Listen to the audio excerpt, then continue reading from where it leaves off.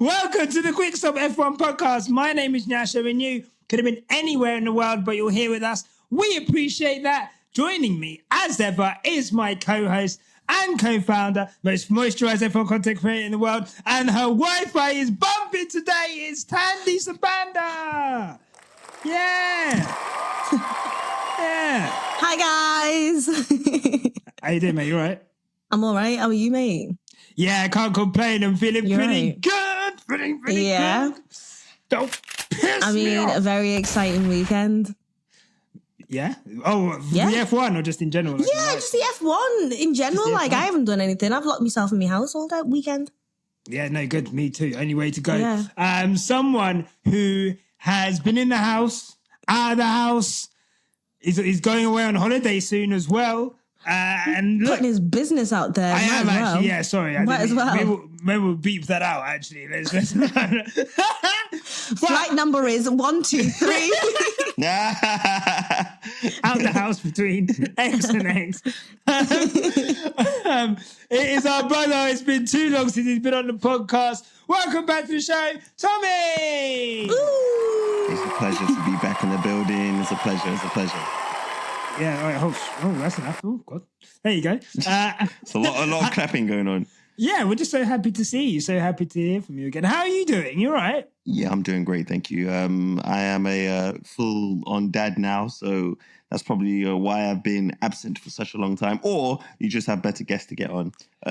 But it is what it is. I'm back on the most important weekend of the year so far for Mercedes AMG F1 Petronas team, aka Team LH. We're back in the building, and I'm ready to go. Yes. Don't piss us off. We're here to pod today, but it's not about us. It's about you guys at home. Make sure, if you're watching this video, give this video a like and a subscribe. If you're listening on Spotify, give us a 5-star review. There's over 500 Spotify ratings on there. Really appreciate that. If you're on Apple, give us an Apple podcast review. And, of course, there is the ad-free stream on Patreon. Link below. Thandie, Singapore Grand Prix. In your own words, sum up. You said it was exciting weekend. In your own words, sum up how you felt about that. You guys, is true F1. That is what F1 is about. I don't know what malarkey we've been watching for the whole freaking season, but bellissimo, bellissimo. What did they say in Singapore? I don't speak. It was great. But you know what? It was great. Yeah, that's what they say. It was great. I've always enjoyed Singapore. I've always loved Singapore anyway. Like, that's one of my goals that I'd love to go to. And I saw, like, you slagging her off on the timeline, and I was like, well, why don't you enjoy Singapore? You know what it is, yeah?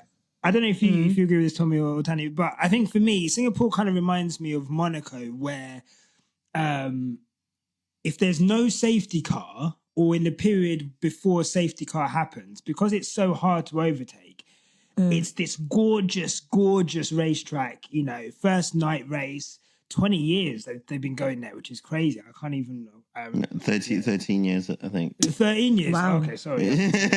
I've been watching F1 for 20 years. I think 13 years, sorry, thank you, Tomi. So 13 years they've been going there. And for me, it was just, before that safety car come out, I was like, how is this race going to evolve? Everyone's on the same tyres.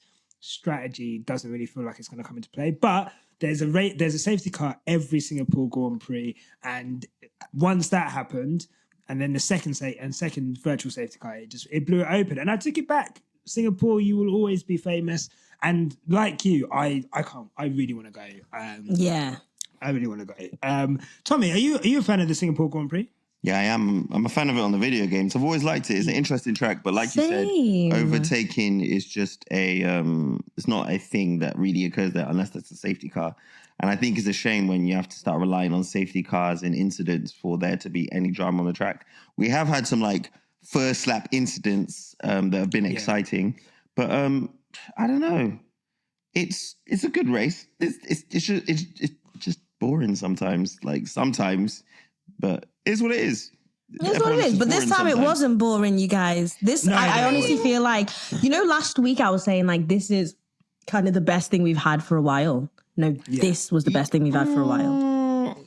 I hear Tomi. you, but my thing is that the race was good in relation to the other race we've had this year. But in isolation, in F1, that was as boring as always. Yeah. Like, nothing really happened. When you think about it, nothing really happened.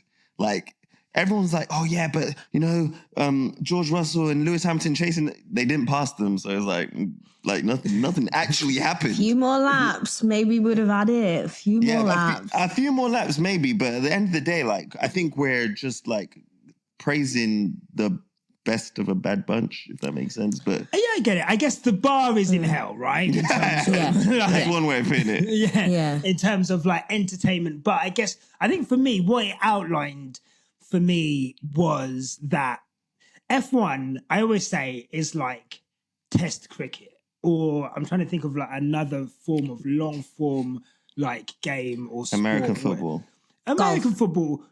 golf even, right? Sports where it's not always going to be crash bang wallop every lap intense. You kind of have this build up to what you hope is like a crescendo of a good finish. And I think what Singapore was I think a classic F1 race, not in terms of like entertainment, but in terms of this is what the sport can offer in terms of having jeopardy until the last lap. And I think that's what, and I think for the first time, and obviously I'm invested in those last few laps because I support Lewis Hamilton. I'm a Mercedes supporter. So obviously I'm there, edge of my seat, last few laps. But I think everyone was like, what is going to happen? Like Mercedes have rolled the dice. They've obviously got fresher tyres, 25 lap delta on the tyres. So it's super fresh, but goes back to the point of in Singapore, difficult to overtake, but aided by some clever driving by one Carlos Sainz. So we'll get to that. I do want to talk about Mercedes. Great performance by Mercedes, I guess, in the end. George Russell, I think, had a great weekend. He was top 2, 3 in the sessions of practice, and then obviously qualifying, sticking it on the front row. And then obviously had the chance to win the race / get second, didn't. Lewis ended up getting the podium. Okay, I'll go to Tomi first, then I'll go to Thandie.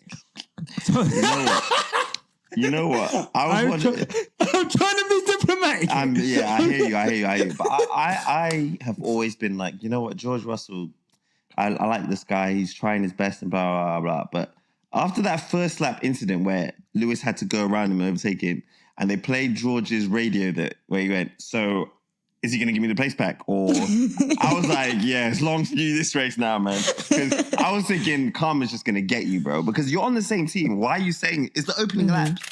Like, why are you saying that? And I think George Russell has this thing where he focuses more on Lewis Hamilton than the race. And that's clearly what happened at the end, where he was so focused on Lewis, and you could tell he was starting to drive like, oh no, Lewis is behind me. I need to do a match, and then he just shagged it.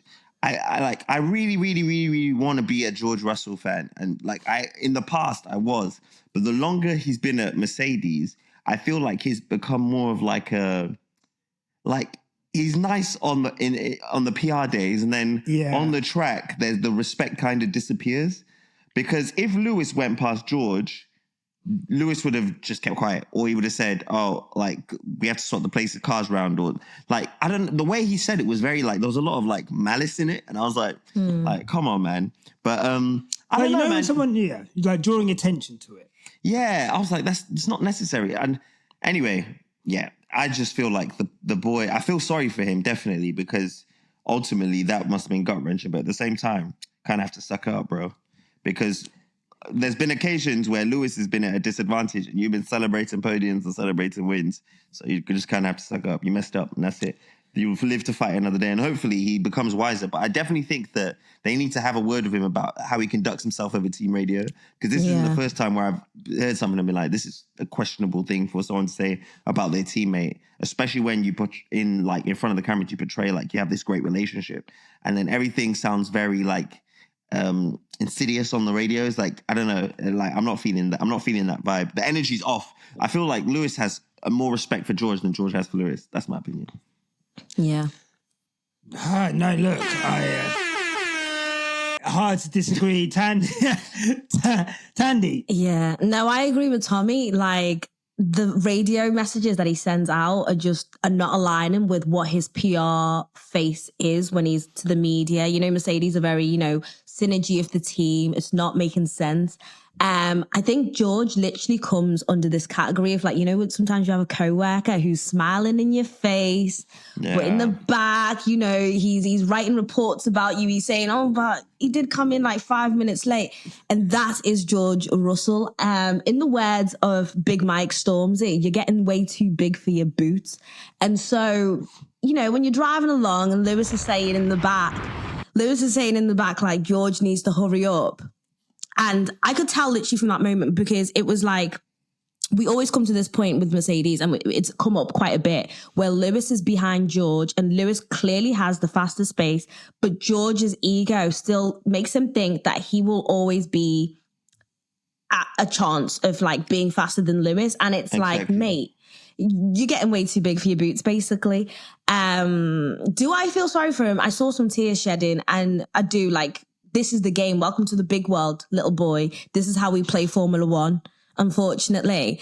And, it's sad that he was crying. Again, with the delusion of Team LH as well, I saw a couple of men on the internet talking about how Mercedes have a right to like go to the podium and support Lewis, even if George is crying. Look, this ain't his first rodeo, my friends. He doesn't need the support. God knows he's giving. You know what I'm saying? He's cool. If he was crying that hard, they probably needed a whole team to mop up his tears. So I can understand it for Mercedes. But, like, George, bite the bullet, man. This is the game. Welcome to the game. Yeah, for real. For real. I agree. And then also, wasn't there a 5-second gap between George and Lewis? And Lewis closed the gap before they even reached Lando.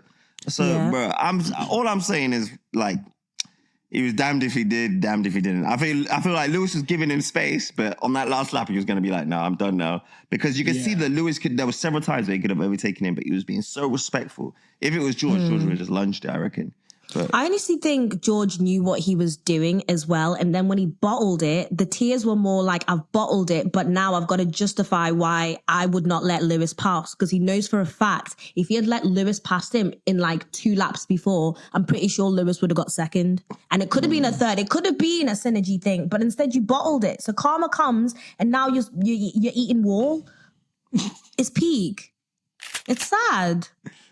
Is it? Is it sad?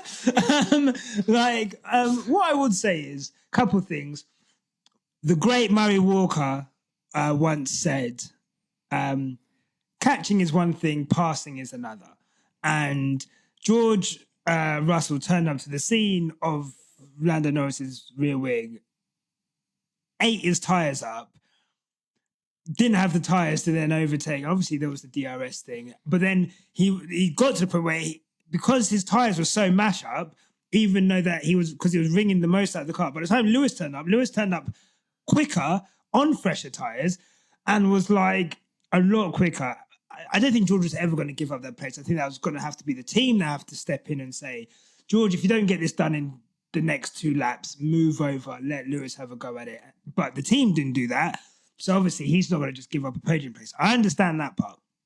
But I just think this isn't the first time George has yeeted it on his own because he's got Lewis either in front of him or behind him and he's trying to catch him or keep him behind him. And I'm sorry.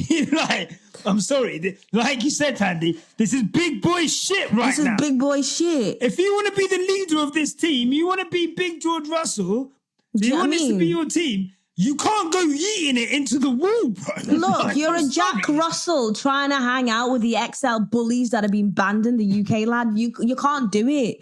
You can't. Shout out the XL bullies, man. Nah, fuck that. Fuck Respectfully, they're scary as fuck. If you've got one, no, fair play to you. Just muzzle them things. I don't understand. All dogs matter. Well, no. It's dog racism. This is What do you dog mean? racism. This is dog racism, man.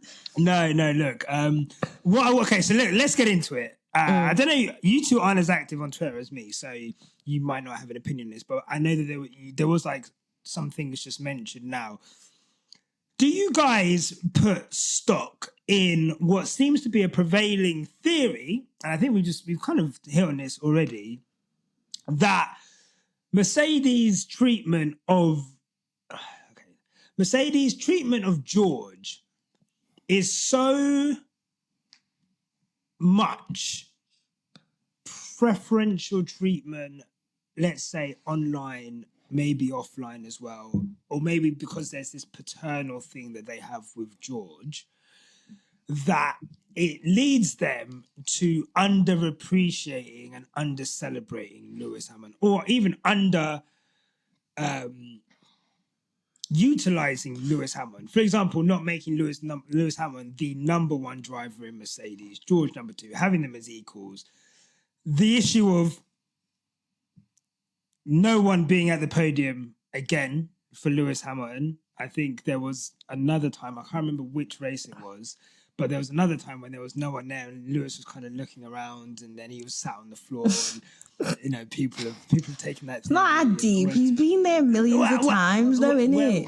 Well, 196. But, okay, I'm going to read out a couple of things, right, that I've bookmarked. This has been a big thing online today. And I just want to say, where is bookmarks here? I just want to say to everyone who where are bookmarks? Why are they putting it in more? Right, so to everyone who's been it's like a civil war in Mercedes right now, like Team LH versus Team Mercedes, right? I told you this was gonna happen. I'm gonna read out the debrief thing that the team bring out every week after a race, right? Let me know what you think about this. George showed his character in the moments after the race. He came into the garage and apologized to everyone, said trackside engineering director Andrew Shovling. What do you think about this next bit? He's been a huge part of reminding this team what it feels like to fight for wins again. This whole weekend has given the team more motivation. You know, right, okay. So, let me do the dynamic for what we're seeing right now. So my niece Chris, sorry, before you start, Chris has just fucking typed under one of our while he's on this call, Mercedes needs to stop coddling George. Sorry. That's what it is though. Okay, yeah, so my niece turned 7 last Thursday, shout out to Maya. And she came round and I cooked. She came with her little sister. And her little sister's 2. And when she was unwrapping her presents, her little sister's now upset because she's like, wait, why aren't I getting presents?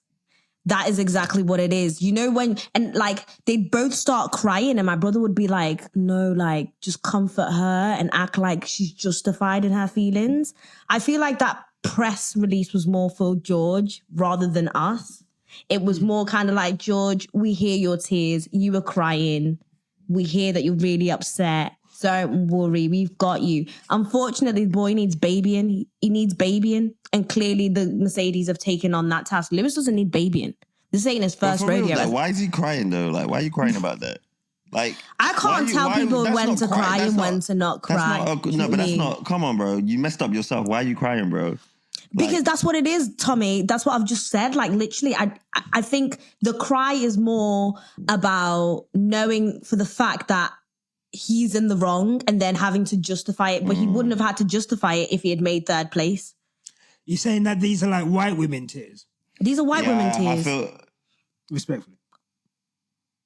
That is true. That is true. I mean, I'm just saying, like that's what it is. And I'm sorry because I know we were a lot of white women. Crocodile tears. Let's say crocodile tears. Crocodile tears. Crocodile. Right? Like this whole segment needs to start again. So Nyasha, you just say. So what you're saying? These are crocodile tears. You're saying these are crocodile tears, right? So these are tears. Always making it about race. you down, guys. quick stub LH, team LH, donkeys. Yeah, no man. Jeez, I miss getting racist to be started doing this. People. Yeah. You guys, God, I can't wait. You guys are responsible for the toxic environment on F1 Twitter. You guys are race baiting. Oh man, look. Hi. I think. I don't know, Tommy. Sorry. Do you think that Mercedes? Okay, let me ask you. Do you think Mercedes? Let's say next year, the car is sick, right? The car is a fucking rocket ship, right? We have a chance of winning the title. We know that from testing Bahrain. We know this car is an absolute banger. Do you think that Mercedes should, before anything's happened, say that Lewis Hamilton is our number one driver and he will get preferential treatment on strategy and setups and car direction and whatever? Or do you think that they don't need to do that because the best driver will win? I don't think that. I personally don't think they need to do that until it comes to a point in the season where you're like, okay, yeah, this is our. I feel like every season needs to be played out where the drivers get the opportunity to prove that they're the best. Unlike certain other teams that certain call them other by teams, their name. With Red Bull, huh? Oh man, I've been free of Red Bull hatred for like the last few months. No one from Red Bull's teams supporting Team LH, Team Red Bull people have sent me racist abuse in a long time. I was trying to ride it out, but Red Bull prioritized Max Verstappen before he even ever got in one of their cars. It's ridiculous. So I just think that teams like that need to just let, like, for example, George and Lewis and George, the same with Valtteri and George, same with Rosberg and George, just let them prove it on the track. And whoever's the best that season is your number one driver. There you go. Then no one could complain that, oh, it was handed to them, oh, this person was just backing down. Everyone has the equal opportunity to grind out. And as you've seen, George is 71 points behind Lewis right now. And the numbers speak volumes, don't they? Like, that's it. But you have teams like Red Bull that seem to sabotage their second driver just to make their first driver look like the next coming of Christ. It's ridiculous. Allegedly sabotaged? No. He has been sabotaged, but I'm not going into the mechanicals of sabotaging. I'm just saying that in terms of strategy and things, they're really just throwing Checo out into, oh, Checo, we haven't run this tire this weekend. You be the first one. Like, it's ridiculous. You know, when my landlord sends out this one guy to fix everything in our house. Like, I'll be like, can I have a cleaner? And it's the same guy. Can I have someone to make my bed? It's the same guy. And it feels like that's what they do with Checo. Just throw him out. He's just a handyman. He's just a guy about. Well, that's all he's good for, to be honest, after his performance this weekend. I'm going to read out a few tweets. So what I said under the Quick Stop F1 Twitter, go and follow that. I said, I want to read out some thoughts either way on the Mercedes times Lewis posting a poor reaction on the pod. Let me know your thoughts below and I'll read out what I can. Let me just put that in here for you, Christopher. So this is what some people had to say, and I guess this will give you a flavour of what some people are feeling. I'll read out Tasha because obviously we love Tasha.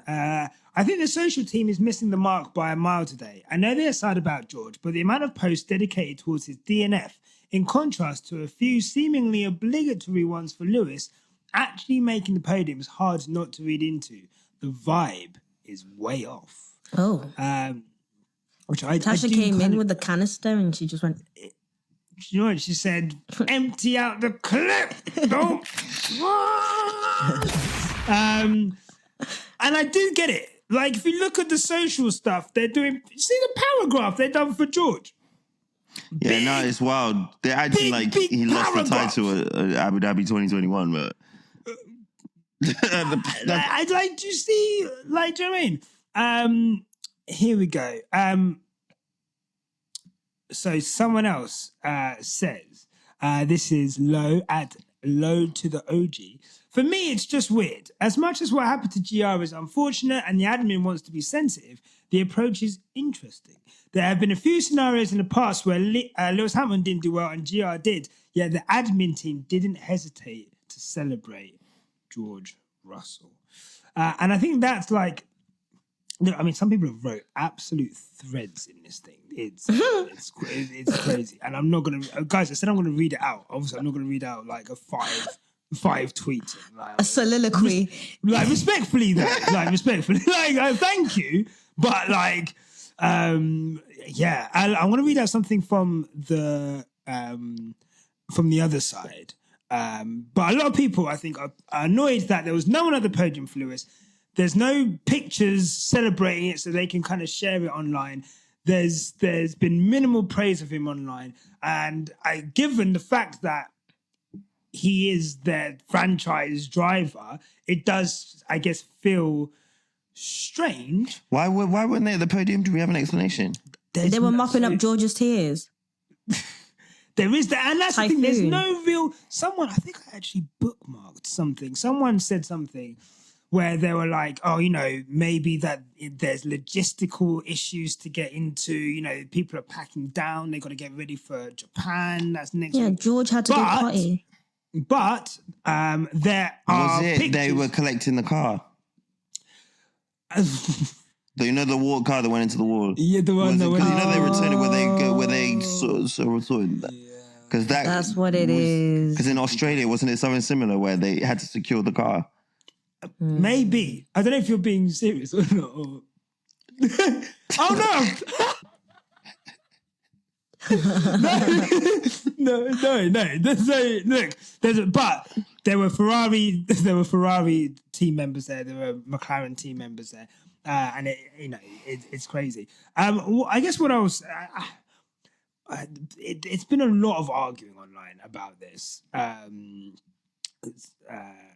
Sorry, there was one tweet I did read. Oh, here we go.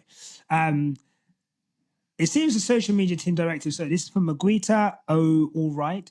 It seems the social media team directive is to push GR's successes and coddle him from any criticism people may have or assuage any doubts, I love that word, that might rise from his own performance that he can be the future of the team. In the same way we talk about Liberty Media missing the mark because they are still moving in ways that worked in different times, maybe Merck needs a PR revamp to understand the way people consume prop now versus 6 years ago. I guess that's propaganda. And I think that's I think that kind of sums it up for me. I think Merck's social team is bad. I'm not gonna lie to you.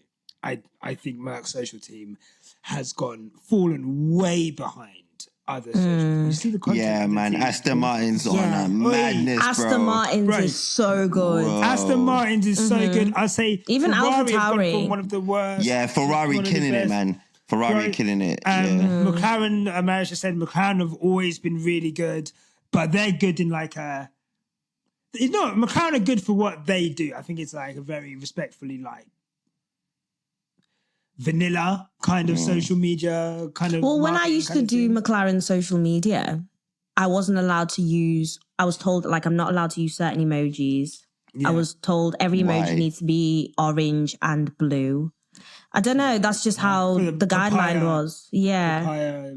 And like all the partners, Gulf McLaren, when I was doing Gulf Oil, they're just told to kind of take whatever McLaren have tweeted out and quote retweet it and be like, yes, boys. Every week I was doing the same tweet. Yeah. So I think everyone has their own thing. Mercedes, I think in 2020, 2021, I think they were market leaders in how, I think what they were really good at, their social media team were basically on Twitter pilfering all the jokes that we were making and then making it into their own thing. And they did like a lot of, because then Lewis Hamilton, obviously being Lewis Hamilton and being like the only social driver on the grid, they were able to get content from him and do stuff like that. But they've been caught up. Everyone is on it now. And I just think, my thing, if I can be very honest, is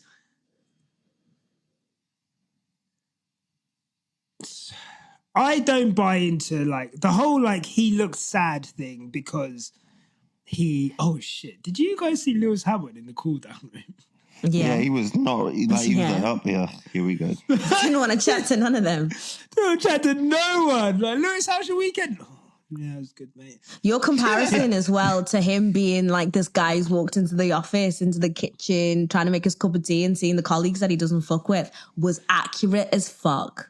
Yeah, and that's how it felt. And I feel like, one, I think he was exhausted. I don't think... It's an exhausting race, isn't it? It's an exhausting race. I do think there might be some things about he's not seen the team there again. He's been like a bit miffed, maybe. I don't think that would then result in him not spraying as much champagne and not chatting. I do think you're just tired. However, what I will say is this.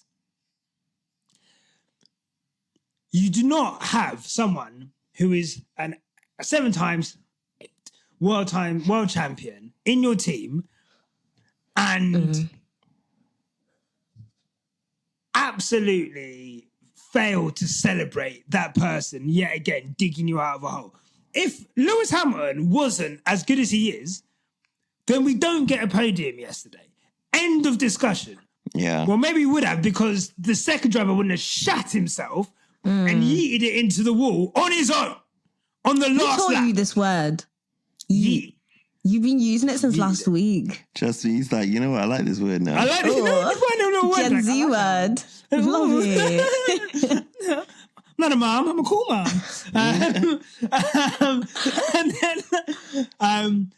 And I just think for me, you know what? Even if I'm being super cynical, I'm a Thandie, you know this. I'm a social media what do you call it? Administrator, or what's the job title? Like Troll. No. Manager, I'm joking. Not me personally. Manager. Like, yeah, thank you. Manager. I'm not a troll. But I do like arguing with Charles because I love it so much. Shout out Danos. Anyway. So I would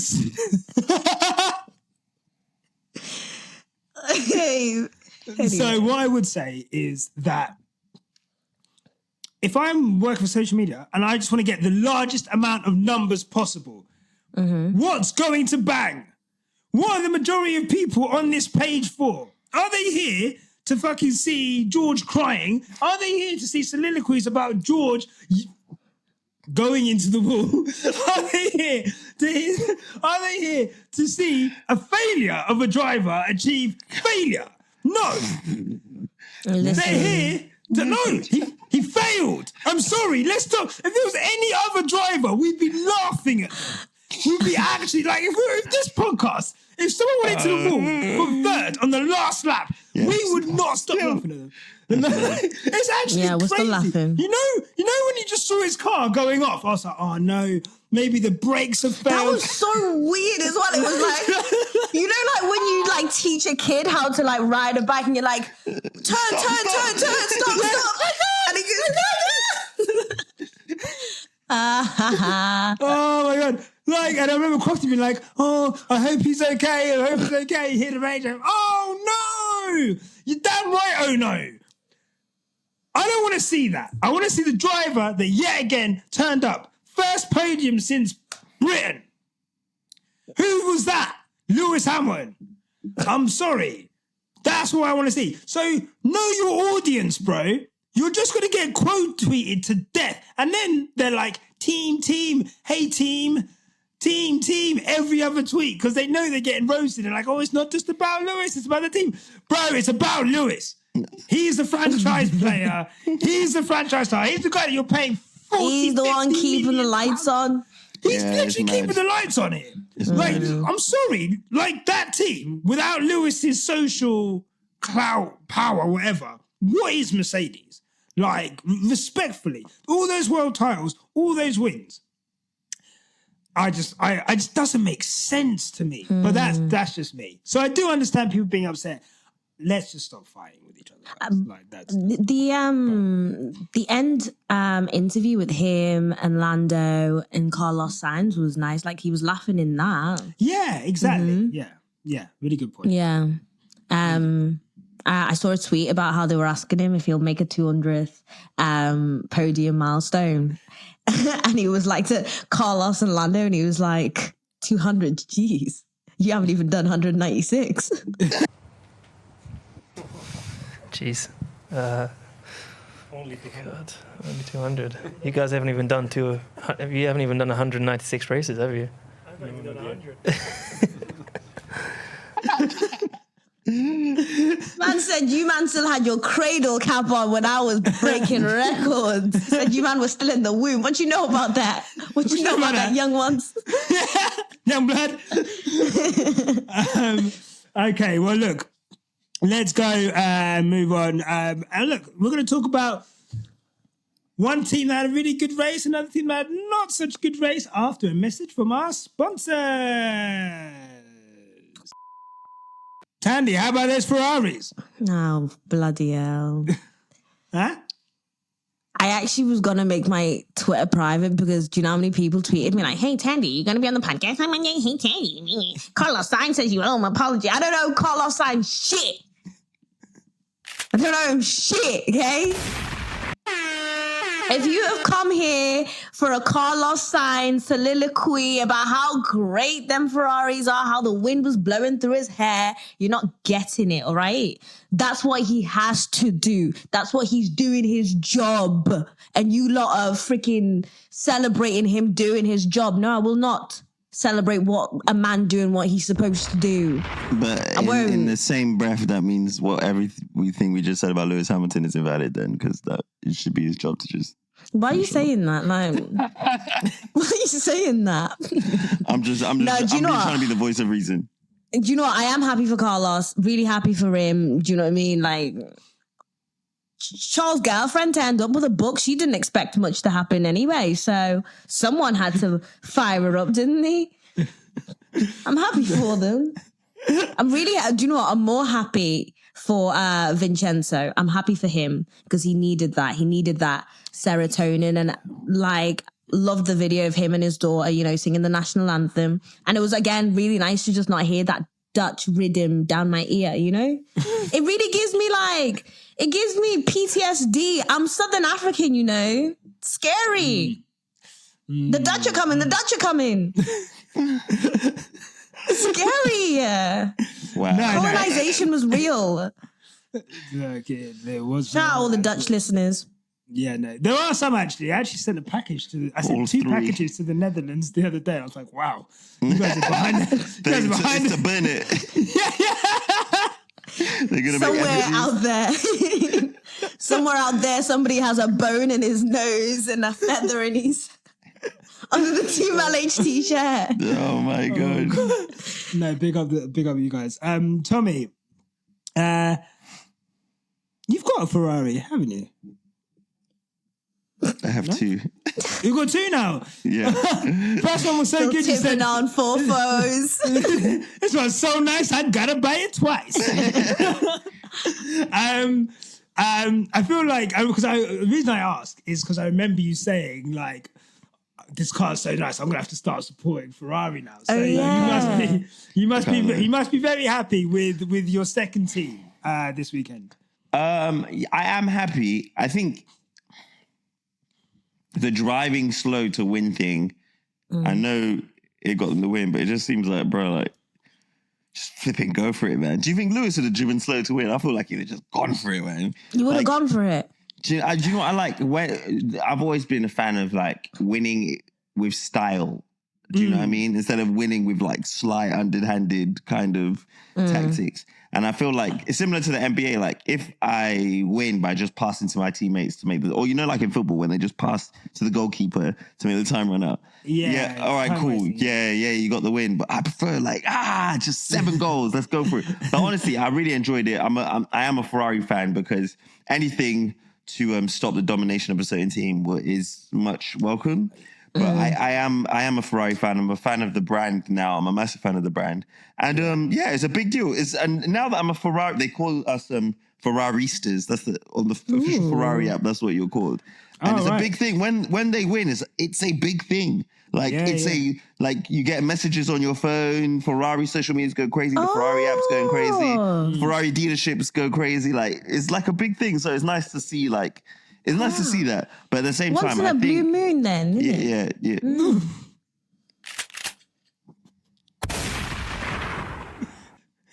God damn. I think I'm not a massive Carlos Sainz fan. I'm not. I can say is it Sainz or Sainz? Signs. I'm not a massive Carlos fan. I'm more of a Charles fan. But at the same time, like, I guess Carlos did his thing, Yeah. set pace. Yeah, look, I think what I would say is, what did I think Martin Brundle said on commentary? Alan Prost used to say the goal of winning an F1 race, the key to winning an F1 race or whatever, is to win as slowly as possible. To win as slowly as possible. And I guess what I would say is, Ain't nobody tuning to watch that, bro. Come on, man. We ain't. Because- No, you know what? I can't wait for them to back up the pack and then make it like imagine in Monaco and you're like, let me drive as slow as possible so no one can overtake. It's the same thing. But that's the thing, isn't it? I think he's a prisoner to his circumstances, I guess, in that situation where the Ferrari the degradation on the Ferrari is clearly bad, and I think that showed by the fact that when he had to pick up the pace when the Mercedes were coming, he messed his tires up, and then Lando Norris ended up catching him, and then obviously we had that four-way thing.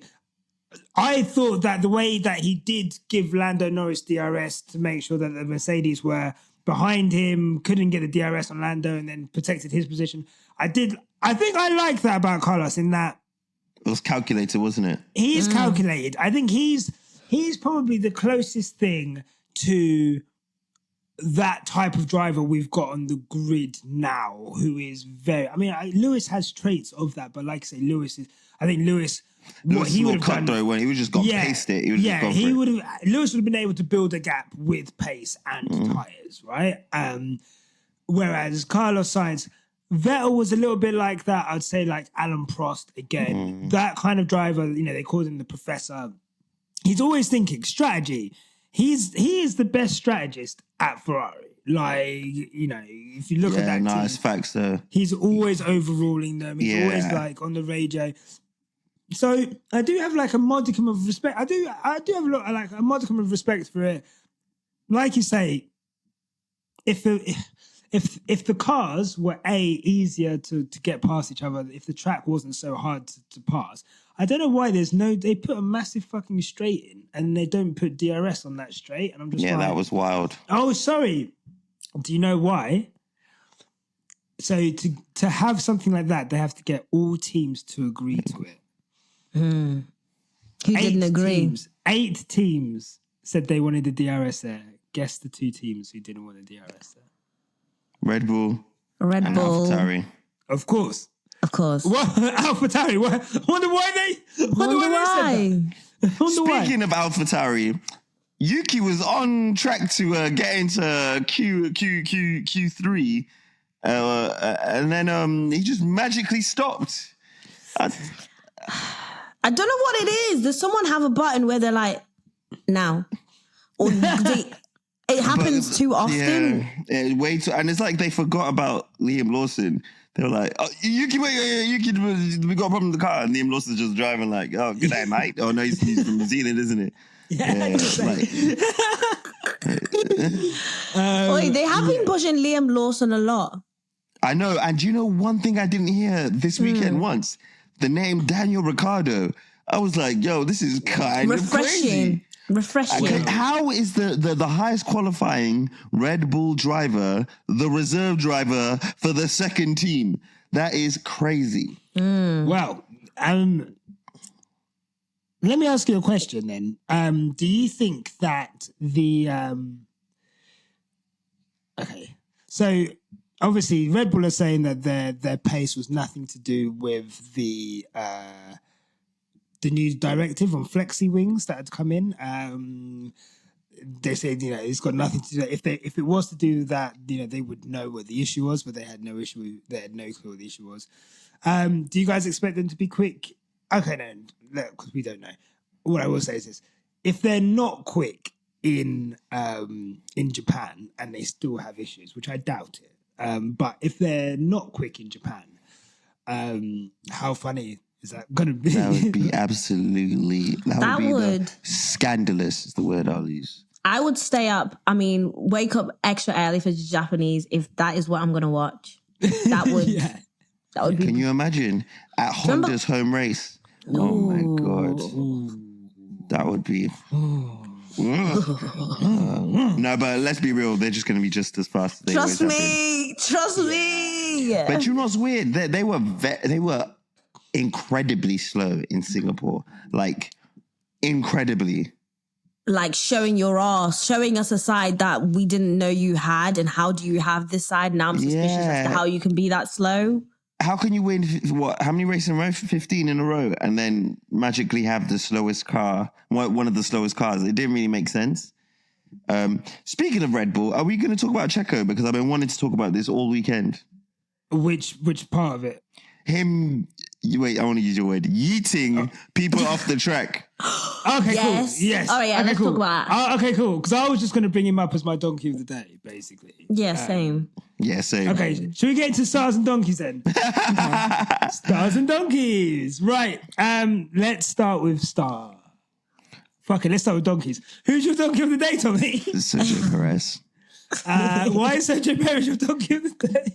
Because this guy is playing open lobby F1 2023, just driving straight into drivers. Your tires are made of cheese and you're complaining about people passing you saying they should let you back through. Bro, the whole track could have let you back through. Every single car let you through. Everyone would have just overtaken you again. I was listening to this guy like, he can't be serious.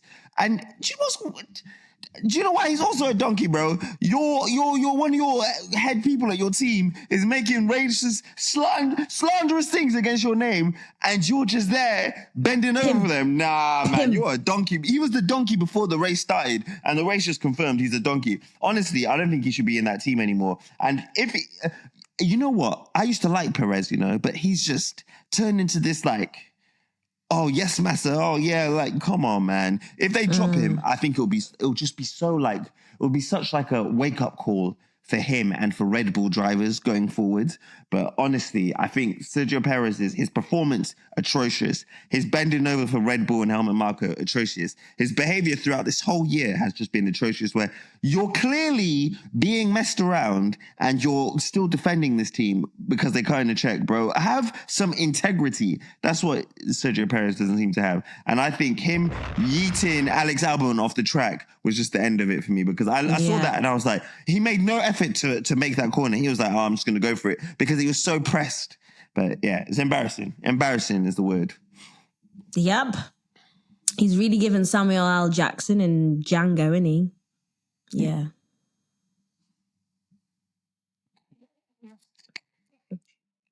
Oh my God. Massa, no! If something happened to Helmut Marko, he'll be the first to release a statement. Yeah, he'd be like, jeez. He'd be like, sir, my favorite. Listen, I can't do anything for someone who doesn't want to be saved. Trust me. Hey, Nyasha was laughing so hard he had to mute himself. I can't do a lot. I can't do a lot for nobody who wants to be saved. Too many spins in the washing machine. Now you're washed. I can't do a lot for you. I can't save you. Facts. You can't save all these people. You know that Dr. Umar video where he's like, but those niggas need to be dead for good. Okay. The slowest donkey. The slowest donkey. Now, honestly, that it's a unanimous donkification of Sergio Perez today. He's a donkey. He has to be Sergio Perez. And honestly, I would love to give it to someone else. I would. Same. Logan Sargent just went straight into a wall for fun. There was some crazy stuff that happened this race, but I didn't even say George, who on the last lap decides to go straight into a barrier. But it just has to be Perez. It has to be. Very right in saying, 43 points away from LH is 43 points away from Jacko. I checked it last night. Jacko is embarrassing. You're literally in a big team, letting them shag you left, right, and center. Yeah, no, Checo, and do you know what it is? Checo's ruined his stock now. Yeah, like, his legacy. Why would no one? Well, would you pick up Checo after this year? I think a team that would value experience. And Man's saying Williams, bro. Man's talking about Williams, bro. Oh my like God. Williams, like Haas. Who knows? Oh Who knows? my You know what? Haas are God, actually bro. even too embarrassed to even take him on themselves. I Put some get it. respect on their name. They said me. When you said Haas, they said me. I don't want him. Yeah, nah, Checo's doing a madness. Checo is done. Get him out of here. What I will say is this. Okay, devil's advocate. And I'm not playing devil's advocate with racism. Obviously, that's what a lot of people have been doing in our mentions all week. Or xenophobia. One. I think it's very easy for us to sit here and say Checo should have gone scorched earth with Red Bull when that is, at this moment in time, what is feeding his family. That is his career. That is his job. So for him to come out and they're like, oh, Checo, Helmut Marko made these comments. Yeah, fuck that guy. Man tried to apologize to me. I told him to suck my dick. Clearly, he's not going to be able to say that in public. And clearly, he's the enemy is Helmut Marko and Red Bull. For being an organization, Red Bull didn't put out a single statement in support of Checo. Not one. Like, he basically had that comment said about him, then they left him out to dry. If you're in that situation, what else? I get it. I would have liked him to be. I would have liked for him to be stronger on that. You're talking about Sergio like he's the poorest person. He's got money. Multi-millionaire, bro. Multi-millionaire. You're allowed him to feed his family. Why should he leave his job? No one's saying he should leave his job. No, but you're getting racial abuse here. If you now come out and say in front of the media, nah, that was not on, I didn't like it. Do you think that team can drop Checo? They can't. They It'll can't. look mad. They can't. You're invincible. If he said something, but he can still get dropped at the end of the season. But now we're thinking, we're looking at you and saying, is it like banter between you two? Is that what you're going to allow them to do? Because we as the fans, we're not accepting it. He has a large fan base from his own country, people who look like him, who were offended by that statement, and he can't even defend them, even though they came out to show support him. And look at you. Look at you. Fine. I didn't even believe what I was saying. You've literally just ambassador. No, that was you. I didn't believe what I was saying, bro. I'm just saying it because I felt like I had to. Checo, we were all supporting you. We were rooting for you. We were rooting for you, bro. I spent a week getting cussed out trying to support you, bro. A whole week. I've had the worst of the worst. I've never been called the N-word more in my life than supporting you. And God, I love it here. And you turn around and you give that pithy little statement in the pen, and then you come out and you're doing dodgers round Singapore. I just don't understand. You can't. Honestly, this guy, I'm sorry, he is not a good driver. And you know why his stock is so high at Red Bull is because he did all that shit towards the end of the season. This guy will defend. Watch the race back. This guy will defend harder against Lewis Hamilton than he will against anyone else on the grid because he knows that's what gets his team hard. I'm sick and tired of this shit. Every time we say it. Yeah, keep that nigga behind you. Keep that guy behind you. Yeah. Oh, that's good stuff. Oh my God. So honestly, I think look at Max. I've got to respect Max. He took that car, same car. Don't give me this different car bullshit. Same car, took it from 11th to 5th. Perez, I don't even know, mate, where did he end up finishing? Like 11th? Like, honestly. Way further than that, he's done out here, bro. I heard, WEC called, man. They want their driver back, bro. No one. Checo, go to WEC before they take Mick Schumacher, bro. Like, honestly, get that seat. Call them up. Dead driver. Get out of here. Honestly. Checo got 8th, thank you. Max got 5th. So, look, I think for me, big donkey. And I think I think he had a real opportunity. But this is the thing. Maybe no. Lewis Hamilton shouldn't be the only one in the sport. It just really annoys me that he's the only driver that's just willing to put his fucking money where his mouth is and just put his morality out there to people and say, you know what, this is fucked up. And I just would have loved Checo to be like, what he said was unacceptable. Trust me.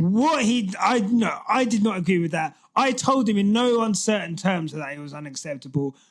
And I've told him, like, whatever, right? But for him to just come out and be like, oh, you know, he apologized and I understood. I was like, come on, man. He's from a different time.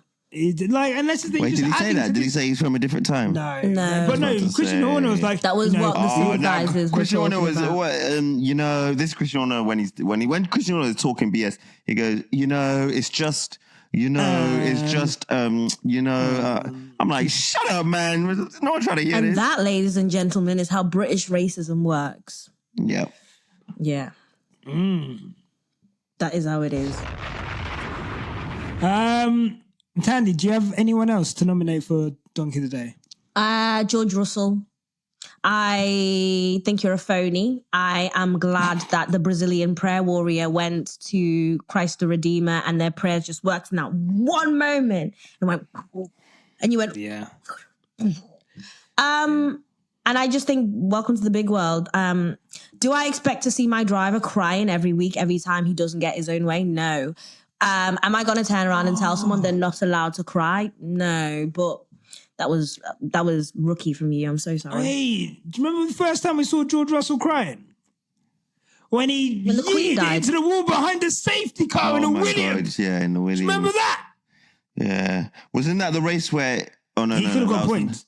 Yeah, that could have been his first points. Yeah, it could have been his first points. And then he came back the following year to be like, a win's a win in the rain, or a podium's a podium, is what you're saying. Yeah, podium's a podium, yeah, well. Pride got his first points again. And look, men can cry, okay? Can cry. Yeah, men can cry, but come on, bro. Yeah, but hold it down. Do you know what I mean? But you crashed into the wall yourself, bro. Suck up, bro, man. You're not allowed to cry when you're in the wrong. Yeah. Fun, bro. Yeah. And actually, no, men aren't allowed to cry in Formula 1 because Lewis Hamilton sheds one tear and everyone starts calling him a crybaby. But George Russell, Georgie Porgy, man, shut up, man. You did it yourself. I'm trying to hear that. I actually like George Russell as well, but come on, man, I ain't trying to hear that, bro.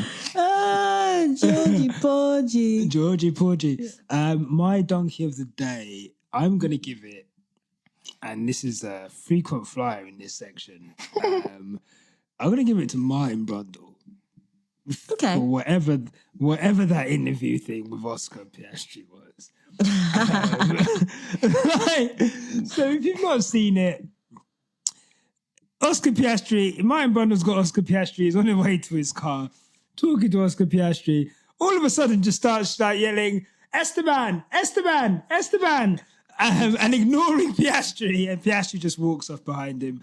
And he's like, Esteban, happy birthday! And Ocon's like, yeah, okay, yeah, thank you.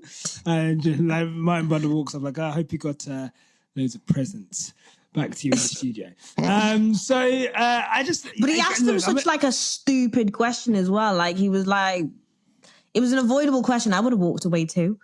Yeah, but that's the thing. Again, and I'm only bringing it up because... One, it was, obviously Oscar took it in good grace. I think he tweeted about it, saying, let's finish that interview in Japan. And I do like Oscar Piastri a lot. I think that's going to be. Yeah, I like Oscar. Yeah, I like Oscar Piastri. I've got time for Oscar Piastri. I got time for him. I'd have a pint with him. I would. I like level-headed young drivers. I think and for him to be so level-headed, and he's a bit dry, a bit sarcastic, a bit funny, but not dry in a Lando Norris dry. Yeah, Lando Norris's jokes are mad awkward, man. They make me feel uncomfortable. I see him make a joke and I'm like, was that a joke or are you just being a dick? Yeah, you can't tell. Whereas with Oscar, it's just and he's a great driver. I think, didn't he finish 7th, considering he started think outside of the top 10. So Started 15th, didn't he? So yeah, so I think he finished 7th. So yeah, I just think he's great. But again, I don't know how many times I have to say this started 17th, finished 7th. That is an incredible drive. That's mad. How many times do I have to say this grid walk is so shit? Guys, honestly, it's so bad. It's such filler now. And how many times do I have to see Martin Brundle go up to a driver and be like, Oscar, you're starting 15th on the grid. What do you think you can do for me? Oh, well, yeah, I think, we're going to give it a go. Hopefully the strategy will come into play and, we'll be full send in the first corner. That's all that ever happens. I just think that the only time we talk about the grid walk is when something stupid happens. And I just think this isn't as serious for me as the other stuff that's happened on the grid walk. But again, I'm just like, what is the point in this? Personally. I don't really care for the Will Buxton grid walk on F1 TV. Thank you, Mario.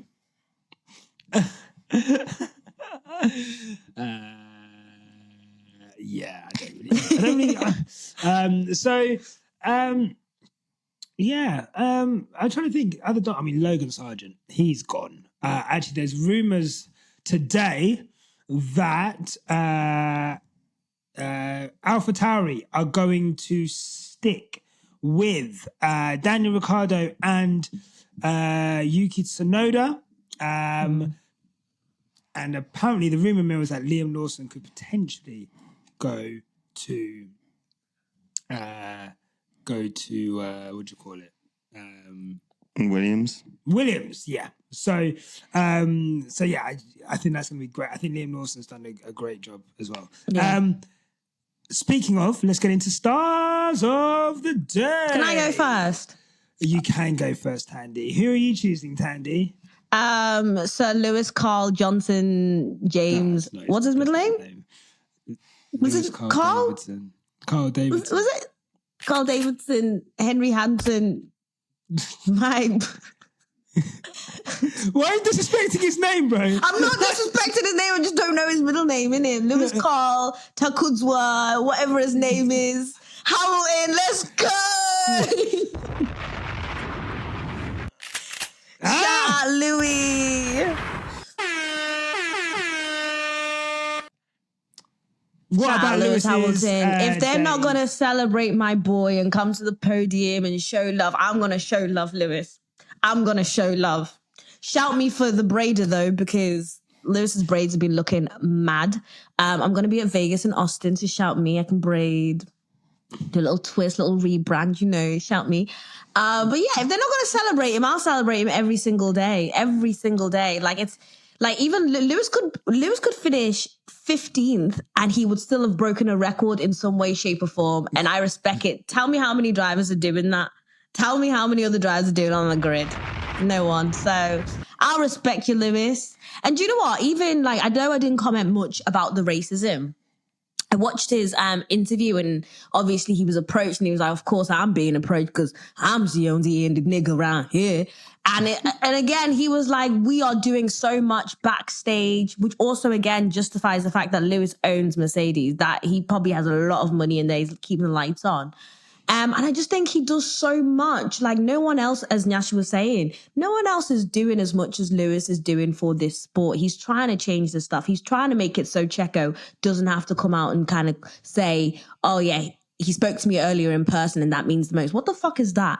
What the fuck is that? That is a PR stunt. That is literally a coded person who's been told you do not say anything about that apology. And Lewis would make it change. So I respect him in every single way, shape, or form. That's just how it is. And I also know that Lewis would have made it second if he was allowed space in time. But what can you do? I'm going to give you a clap. Thank you. Really well put. Really fucking Thank you. Tomi, thoughts on Lewis Hamilton's race?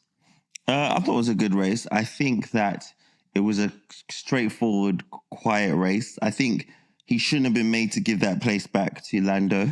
Oh my God, Can we talk about that? Yeah. What? No. we didn't talk about it. I think, did Race Control ask to give that place back? I don't think they did. So, what the word on the road, I'm only going by what was said by Ted on the Sky Sports feed, was that the team told him to give it back to George, which is fine, because I think he probably should have. He wasn't ahead of George, and then obviously, whatever you think about George, like, not giving him space, he probably didn't see him come from the side and whatever. But what they said was that the FIA basically called them and offered and were like, you should probably give that space back. That place, and then Mercedes were like, okay, and they did it. But every time I watch that start, he is so far ahead of Lando Norris. It actually is ridiculous. Yeah, Lewis was ahead. Lewis giving place back to George makes sense. Lewis giving the place back to Lando didn't make sense to me. Personally, I didn't think, like, I get what the argument is, like, but he wasn't, like, there wasn't space for him. He had to go off in order to make the move. No, well, if George wasn't there, he would have made the move work. Yeah. And you have to assume that you can't say, I'm going to make all my maneuvers based on the decision of someone 2-3 places ahead of me. You have to just drive for the person in front of you, right? And I think Lando even asking for the place back was ridiculous. Honestly, Lando's whole thing was like, oh, and he outbraked me, and like, yeah, he did outbrake you because you were pussy on the brakes, bro. Yeah. Like, respectfully, like, just because someone's like, Lando's such a menace, like what was he even doing up there on that podium? Like, it's not going to make any difference to your season. You're just there to be a menace. So, like, honestly, I just don't understand, like, his radio. At no point,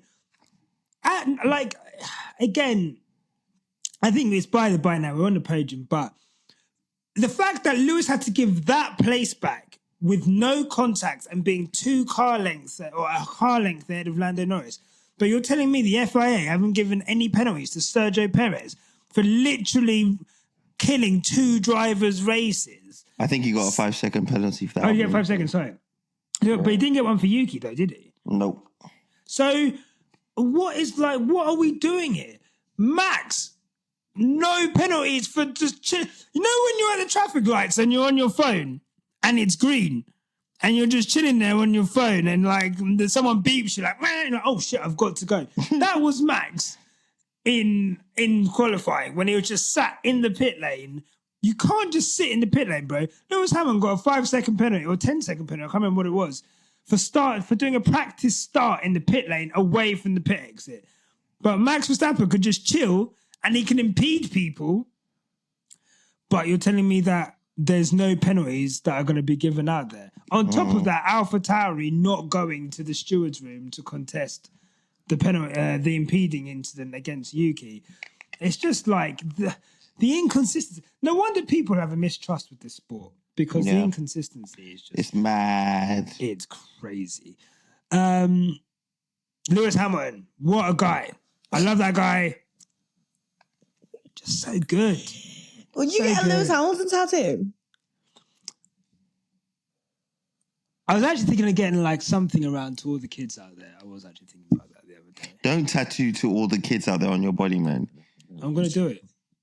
Are you insane right now? He dreamed the impossible. No, he dreamed the impossible. Fucking hell. So what kids are going to look at that? None, hopefully. Maybe mine. But you're addressing kids. No, I'm addressing myself.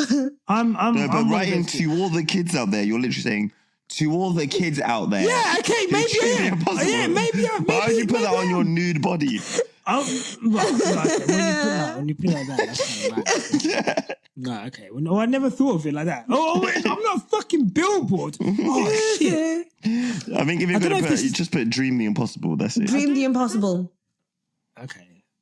Quick stop F1. I'm going to get a quick stop tattoo. The other day I was walking back from the gym in Tottenham. Guess what billboards I saw? What? Some girl just advertising like her OnlyFans on like a billboard, bro. I've seen that. Hey, that's gangster. I've seen that. That's gangster. Sick. Shit.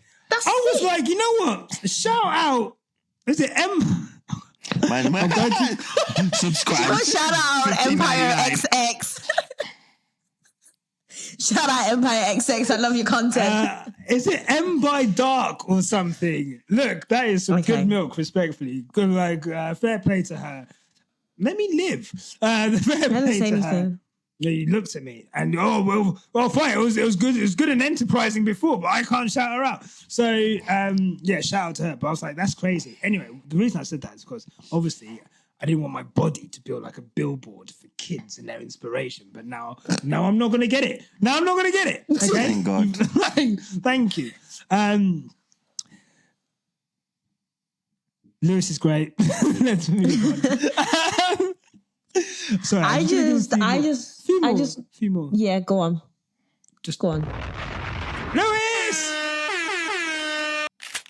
you're the best.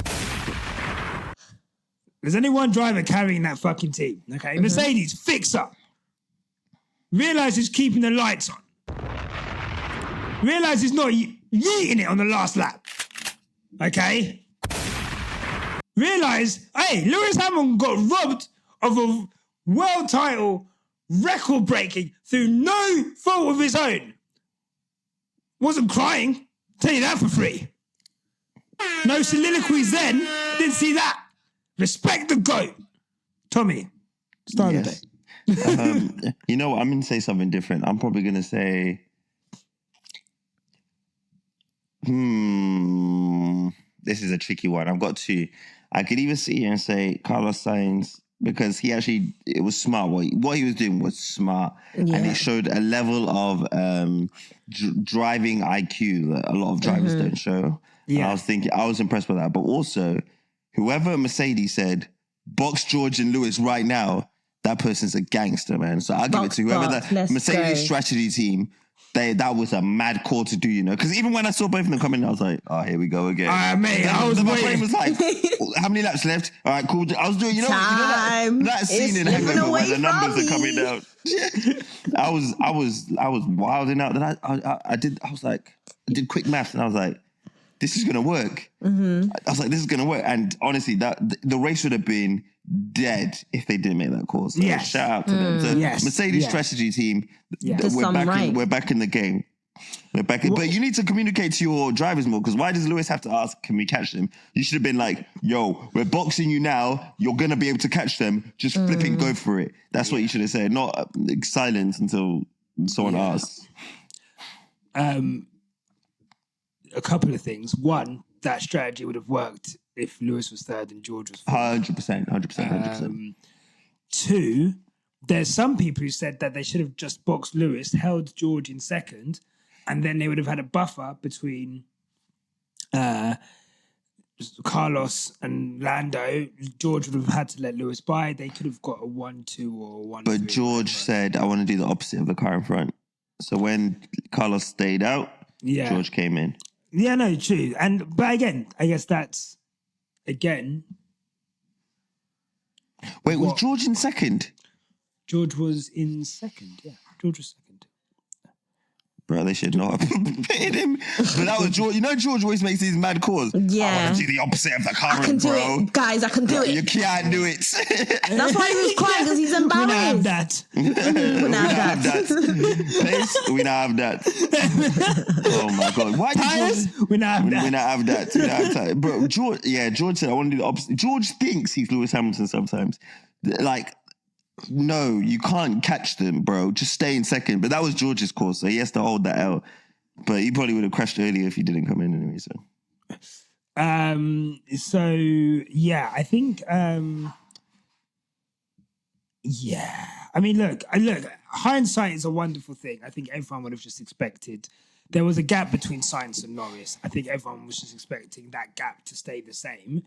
And then for us to cruise up to Norris, go past Norris, and then cruise up to Sainz. The fact that Sainz, whether he slowed down deliberately or he lost his pace and then realised, okay, this is what I've got to do, but he seemed to be able to control it pretty well from there. So, yeah, look, it would have been the perfect strategy if it wasn't for those pesky Carlos Sainz. So yeah. Star of the day. Honestly, I'm going to give it to Max Verstappen. I'm joking. He did do well, though. Shout out to Max. Max. He did do well. But obviously, we just don't talk about you on this podcast. We just don't like don't you. rate you. We don't like you. Don't like you, mate. Oh, God. The comments.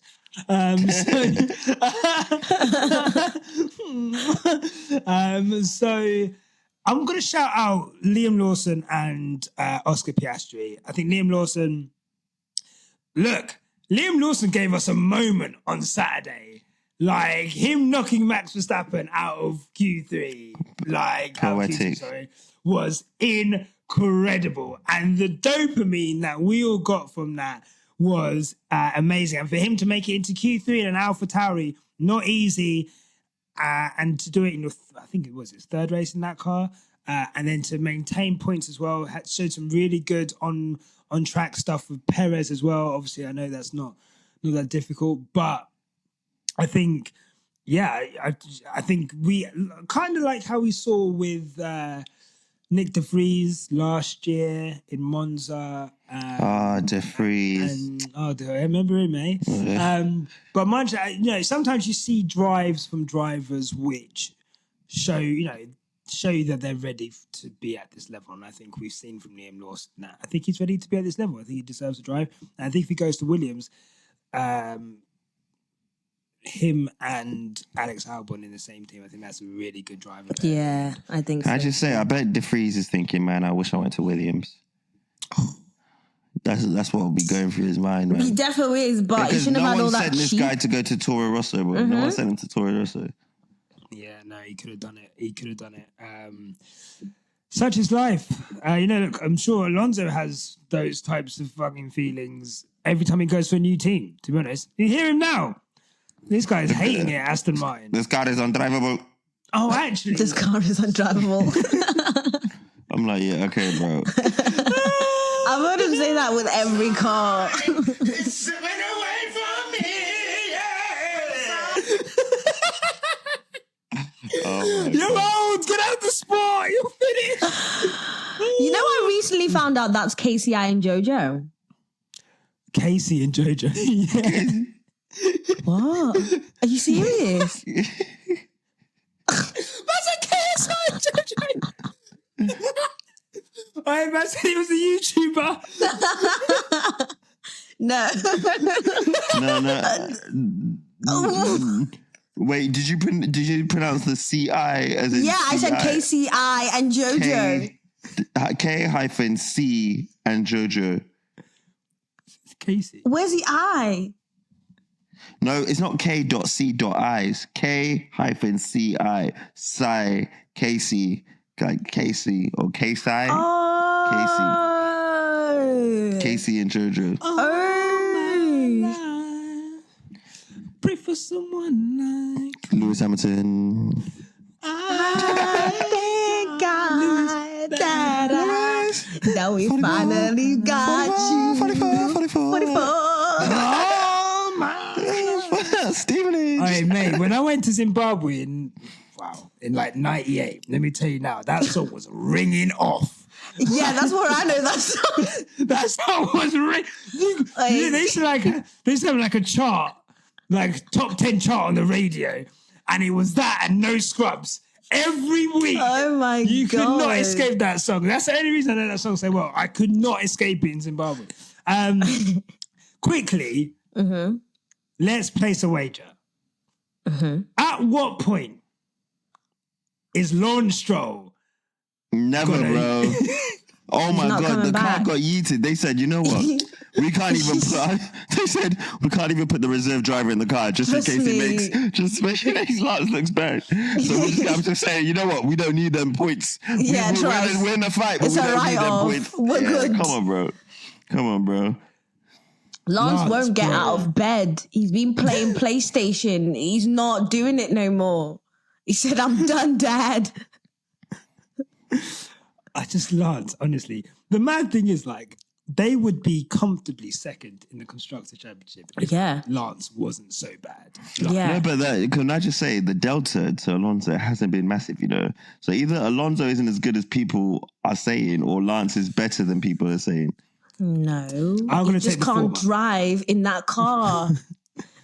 Yeah, I mean, he's just, honestly, it's not been a good season for him. But to be fair, he did break both his wrists before the start of the season. And said, I need to be in that car tomorrow. Yeah, like do you know what I mean? This him driving? Yeah, he was driving with like one hand at some points in Bahrain. So look, and before we get community noted, Aston Martin couldn't put anyone into the car because you have to have raced in one session. Yup. You had to go through qualifying. Was it qualifying? Or You have to have qualified, or at least had one session in the car or something like that. Apparently, he had an ear infection. As well. Lance? I just don't believe it, man. These are all excuses I used to use to just not go to sixth form. Yeah, rebuild it. I think it was a myth to rebuild that car. Yeah. It was a myth. Absolute myth. Oh, it was never going to happen. They were not. When I saw the race happen, I went, you know what? You know those rare moments in Formula One? You don't normally see a crash in Formula One, you're like, they'll live, they'll be all right. I saw that crash and went, oh. Yeah. It's one of them. Like, that was a big one. Who's paying for that? Yeah. That was a big crash. I saw it and I was like, Yeah. No. I was holding off on the jokes. Until I was like, make sure he gets out of the car. Yeah, let me make sure he's fine, and then I'll get these jokes off.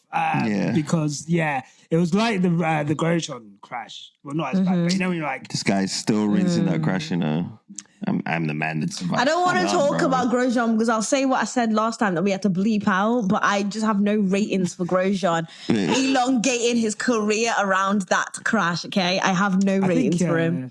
I think even the Americans are done with him now. He's boring. I think he's actually. I think he might be losing his seat. He's a phony. Actually, so. Wow, getting kicked out of Indies. Why? Getting kicked.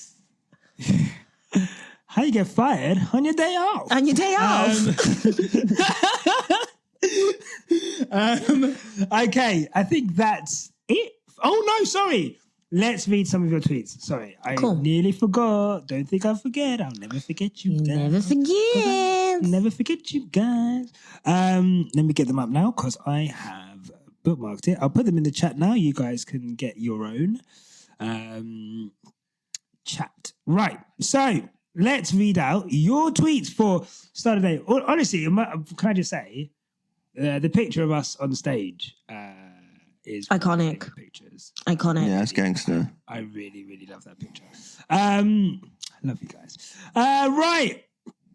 Let's read some of these. I love our listeners because they all say the same thing in equally funny ways. Right. Let's read out. Molatelo Fochana at Sante_latte. Star, Sainz, Donkey, definitely George. Talking point, Red Bull pace. Why didn't Mercedes tell George to move since his tyres were done and let Lewis try to pass? If he failed, he would have given it back. And for that's not happening on the last. That's not happening on the last lap. I think I read that one of yours out last week as well. They were just attracted to that username. I just didn't even realise. But there you go. Vasseur won a race as team principal as well. That's good. I was happy for him. Have you guys got one? Do we read another one? I'll go for G Morgan Dammy _Willis, and he said his star is Carlos Sainz, Lawson, Lewis, Mercedes strategy team, Esteban putting his old teammates in a spliff, and then his donkey is Alonso, Perez, terrorism, FIA. Oh my God, Alonso!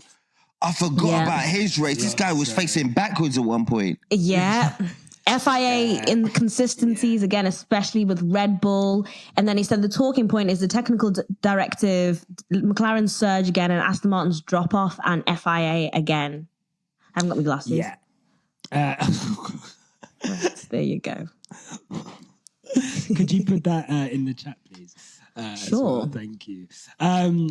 Tommy, are you reading them out? Okay. Bruh, I'm not logged into X. Oh, yeah, okay, cool, yeah. It won't even let me see the responses, you know. It just shows the tweet like, log in and pay to see the rest. I'm like, bro, I ain't doing that. That's fine. Let's go with long-time listener and live show attendee, Becca at the Becca. Star, Lewis, and also Liam for scoring points. 50% of Mercedes for pitting. Oh, right. Yeah. 50% of Mercedes, for pitting. Donkey, either 50. Other 50% for Mercedes for making Lewis Hamilton give the place back to Norris for not stopping the drivers in the last stint, costing a potential win/podium. Talking point: Alonso's mask is slipping. James Oberico at James Oberico said, "Laugh now. Red Bull will be back in Suzuka. Take your small victories as a Merc win. Quick stop F1." People like that have too much time on their trolls. hands. Let me tell you now, yeah, trolls. I've got a lot of time, okay, and the thing is, what the new approach now? I'm just going to talk to you on the level. I'm just going to talk to you on the level, and alert people to how stupid you sound. And also, every time we get something racist or not nice, Bigoted. like bigoted, I'm going to retweet it because I want to show these man. Do you know what I found hilarious? I'm not going to name the podcast, but some podcast was like, oh wow, we've got so many racist comments talking about Helmut Marko. Wow, it's crazy how many racist comments we get. We get that every fucking day. Yeah, that's normal. It's I already normal. know what podcast you're talking about as well. You don't even have to. Normal. I don't care. I'm in sync. It's normal. It's normal. So for me, I'll retweet every time. It's not because I want you guys to feel sorry for us. I want people, especially in F1, to see the shit we deal with for talking about discrimination, equality, fucking things that people should just have anyway. Shout out you, James. Shout out you, James. Who's James? Oh, was that the guy who just... There, the guy. Yeah. Anything else? I'm gonna read one. I'm gonna read one from Nilly. Shout out Nilly. Shout out Nilly. So I'm gonna start of the day. Lewis, the man is untouchable, and Lawson for actually being a better driver than the one he filled in for. Talk about it. George for being a sore loser. Donkey today. Talking points. Checo having no respect for himself. Yes, no self-respect, definitely. That is it. Like, podcast done. No respect for yourself. So how do you expect me to respect you? Are you like now? I just, yeah. Don't You know when you put your underwear in the washing machine a bit too much, and now it's grey. It's a different color. That is Sergio Perez washed. Nice. Dried out. I was wondering where I was going, and I like that. It's a shame. What are you saying? Sorry, Tommy? It's a shame. It's a shame. Yeah. Because he used to have a little bit of sauce, man. He did. He had a little bit of a swagger. He had the whole of Mexico riding on his back, on his coattails, like some Mexican. What am I thinking of? Eagle. Get the cultural reference right, because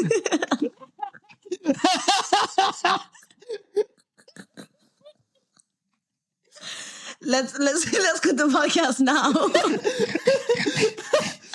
it's like, Shout out the Mexicans. Shout out the Mexicans. And Crystal at Crystal Brooklyn. 2 celebrations today. Podium for my fave. And the Dream Team returns on my favorite podcast. The Dream Team. Come on. Cool. Right. I think that's it from us today. Any more? Last year, Japan was raining, innit? Yeah, it was bad. I don't think I actually even... We literally only had like... Yeah, you did. Oh, that's the one that... Was that the one where they pulled out cut short? Yeah, and it got cut short. Well, the tractor was on the track and everyone was getting mad. Yeah. Yes. And they had Karun Chanduk as like this spokesperson for everybody on crisis management. I hated that race. God, I hate Karun Chanduk. I don't like Karun Chanduk, man. He's... Yeah, me. I was going to say something Me either. Yeah, Japan. We'll see you for Japan. Thank you, Tommy, for coming on the show. Absolute pleasure, as always. I try my best, I try my best. I'm glad to be here, as always. It's always nice, especially when interesting races happen or there's just talking points. It's always wonderful to be on and express and vent my frustrations at the sport that I insist on watching every other week. Right. Look, you're always welcome. Always And if we were a 90s sitcom, you'd always be that character who was like, "Wah!" Yeah. Tommy! Yo, is there anything on in the oven? Yo, y'all got any food? Smell pizza. Big up Tommy. Thandie, any more Yes. for any more? Not at all, lad. Someone Someone said on the podcast comments, you know who you are. Someone said, why does her accent keep changing I from saw Scouse to London? Please use your logic. Use your logic, okay? I don't need to justify that to you. Yeah. At least I Call me didn't a say it fake sounds like Scouser. you're gargling gravel. Like during. Who said that? Oh, yeah. Someone had to do it. I think about that every 2 business days. That is actually quite funny. it's Touche. like it's the funniest, meanest thing someone said. Yeah. Touche. We are pretty much done on confirming a venue for Austin live show. It's a really beautiful venue. I showed Thandie it the other day. Cried thug tears. I'm really excited and really scared. The thought of doing an event in another country. Please show up. So if you live in Austin, you can Or come. in the US, get a If you flight live down. in the US, we will be in Austin on October the 22nd, obviously for the race, and there's going to be a live show there in Austin, downtown Austin. I think it's going to be sorted today. So Let's get some Texas barbecue together, guys. I'd love to get some Texas barbecue. That would be awesome. Oh yeah, Tommy, where can people find you? I forgot to ask you. At Tomi Auto on TikTok. Litsky. On X. You know, I haven't been on here since Twitter turned to X. Really? God, That's crazy. it's crazy. So on X, I'm at Tomi Music, and on Instagram, I'm at Tomi Music. So check it out.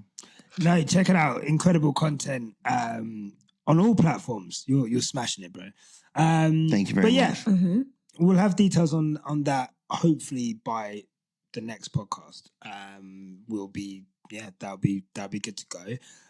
But yeah, if you're in the area, come through, and if you're going to the race, then let us know, and we'd love to see you guys and meet as many of you as possible. To be honest, unless you're weird. If you're weird, then leave me alone. I can't be doing that. I'm actually going to leave by saying something. I've got a tweet that someone tweeted today that I just wanted to read out because I think. Okay.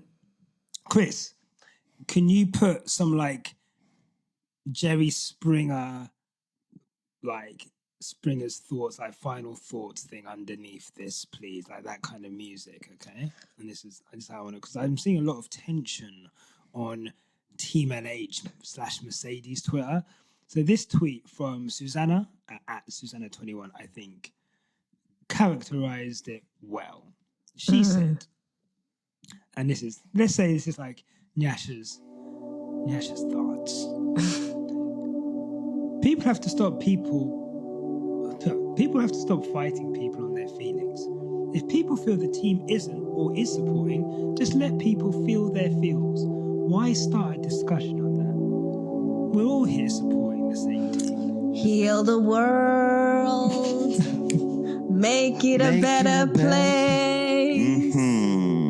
For you and for me and the entire grid race. F1 race? You could have just said F1 race. It was there. There you go. There are people dying.